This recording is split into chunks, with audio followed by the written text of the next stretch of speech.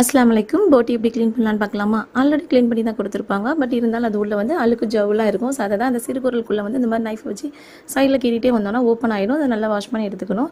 Next பார்த்திங்கன்னா அந்த பெரிய பெரிய பீஸ்குள்ளெல்லாம் ஜவ்வு இருக்கும். ஸோ அந்த ஜவ்வை வந்து கையால் இந்த மாதிரி எடுத்தாலே வந்துடும். அப்புறம் பார்த்திங்கன்னா அந்த குடல் பேக் மாதிரி இருக்கும்ல, அதை வந்து ஒரு 4 பீஸாக கட் பண்ணி எடுத்துக்கிறேன். ரொம்ப சின்னதாக கட் பண்ணிடாதீங்க.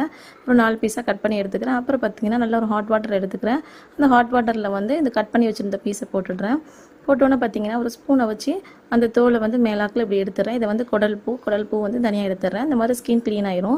குடல் பூவோடு சேர்த்து நம்ம ஆக்கணும்னா லைட்டாக குழம்பு கசப்புத்தன்மை கொடுக்கும். இந்த மாதிரி பூவை தனியாக எடுத்து இதை வந்து நாங்கள் கீரையில் குக் பண்ணி சாப்பிடுவோம். வயிற்றுப்புண்ணுக்கெலாம் ரொம்பவே நல்லது இந்த குடல் பூ.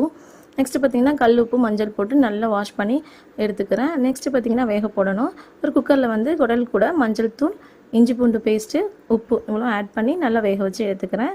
இதுக்கப்புறம் தான் நம்ம குக்கிங் ப்ராசஸ் வந்து ஸ்டார்ட் பண்ணணும். தேங்க்ஸ் ஃபார் வாட்சிங்.